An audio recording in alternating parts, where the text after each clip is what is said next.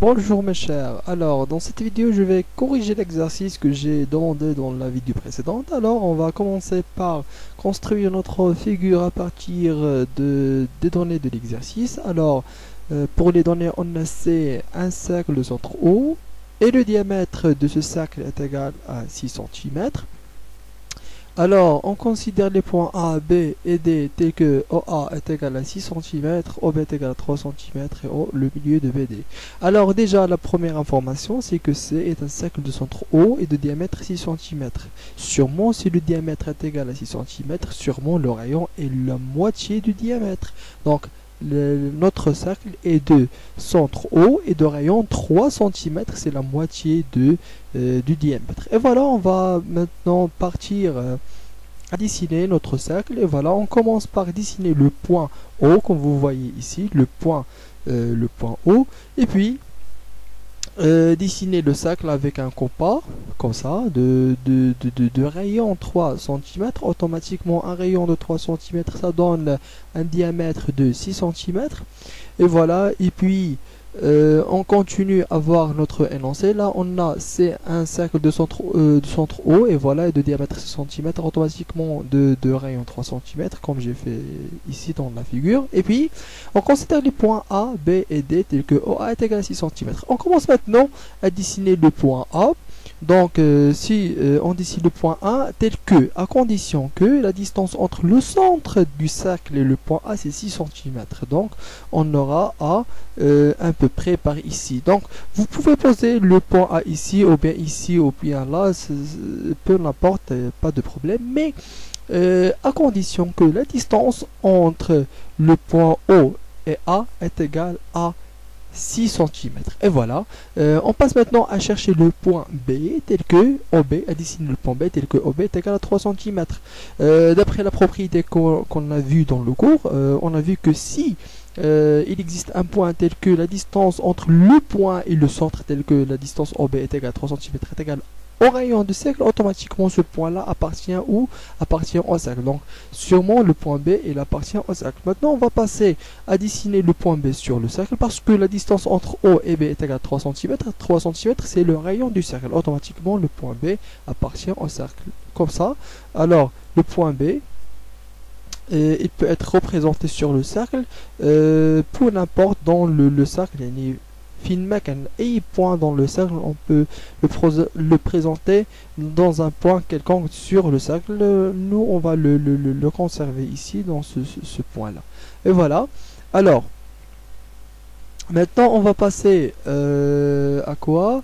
À dessiner le point D. C'est quoi le point D? Le point D, tel que la donnée sur le point D, c'est que c'est le milieu du segment BD. O, c'est le milieu du segment BD. Et d'après le cours de la symétrie axiale, on a vu que si on a un segment et on a son milieu, alors les côtés du segment sont symétriques l'un par rapport à l'autre, par rapport au milieu de segment. Donc, on sait que le B, il est un peu par ici, il est sur le cercle, il est là, B. Alors, on cherche le D tel que le segment BD contient son milieu O. O, c'est le milieu du segment BD. Donc, D, c'est le symétrique du point B par rapport à O. Alors, pour dessiner le symétrique du point B, donc puisque O est le milieu de BD, donc automatiquement, D, c'est le symétrique du point B par rapport à O. Donc, pour dessiner le symétrique du point B, on doit dessiner la droite qui passe par les deux points O et D. O et B, désolé, O et B. Et voilà. Donc, la droite qui passe par le point O et B, elle est dessinée comme vous voyez. Alors, cette droite, il coupe le cercle dans l'autre côté, comme vous voyez ici, elle coupe le cercle dans ce point-là. Alors, puisqu'il coupe le cercle dans ce point-là, alors on a la distance entre O et ce point-là est égale à la distance entre O et B. OB est égal à cette distance O et ce point-là. Donc, automatiquement, ce point, il est le symétrique du point P par rapport à O. Automatiquement, c'est le point D qu'on cherche. Et voilà, on va le nommer D, comme ça. Elle va être ce point-là, il va être nommé D. Et voilà, le point D, il est posé ici. Donc, c'est le symétrique du point B par rapport à O et se positionne dans le cercle. Maintenant, on continue. La première question, c'est représenter. La première question, c'est représenter dans un graphe les données de l'exercice que je viens de dessiner. Et puis, je passe à la deuxième question, c'est parmi les points A, B, D, citer ce qui appartient à C. Maintenant, je reviens à mes diapos. Alors, parmi les points A, B et D, citer ce qui appartient au cercle C. Et voilà, on justifie notre réponse. Et voilà, donc comment répondre à cette question? Alors, on va dire que le point B appartient au cercle C. Pourquoi? Parce que on a OB, la distance OB est égale à 3 cm. Et 3 cm, c'est le rayon de notre cercle. Automatiquement, puisque la distance entre O et B est égale à 3 cm, d'après la propriété qu'on a vue dans le cours, automatiquement, le point B appartient au cercle. Et maintenant, on passe au point D. Aussi le point D appartient au cercle parce que on a OD est égal à OB, parce que O c'est le milieu de segment BD, c'est le milieu de segment BD, et voilà, donc OD est égal à OB est égal à 3 cm est égal au rayon du cercle. Automatiquement D aussi il appartient au point C, mais le point A n'appartient pas au point C car pourquoi? Car on a OA est égal à 6 cm. 6 cm, c'est un angle qui est strictement supérieur à 3 cm, qui est strictement supérieur au rayon du cercle. Automatiquement, le point A n'appartient pas au cercle C, comme vous voyez dans la figure. Alors là, j'ai oublié de vous définir cette notation-là, appartient, cette flèche-là qui est entre B et C. C'est-à-dire que B, c'est un point qui appartient au cercle C. Et voilà. Donc, on passe maintenant à la question suivante. C'était quoi? La question suivante, c'est représenter le cercle de rayon 2 cm de centre B, et puis représenter le cercle de rayon 4 cm de centre D, et puis combien y a-t-il de points communs entre ces deux cercles? Et voilà, maintenant je reviens à mon logiciel qui me permettre de dessiner ces trucs-là. Alors, maintenant je vais commencer à dessiner le cercle de rayon 2 cm et de rayon B. Voilà. Alors, il sera dessiné dans quelques secondes. De centre B et de rayon dans centimètres. Donc, ناخذ le compas ديالنا une règle graduée et on prend la distance de centimètres. كنحطوا الشوكة ديالنا sur B et on entoure le point B. Comme ça, on aura notre cercle C1. Et voilà, c'est le cercle C1.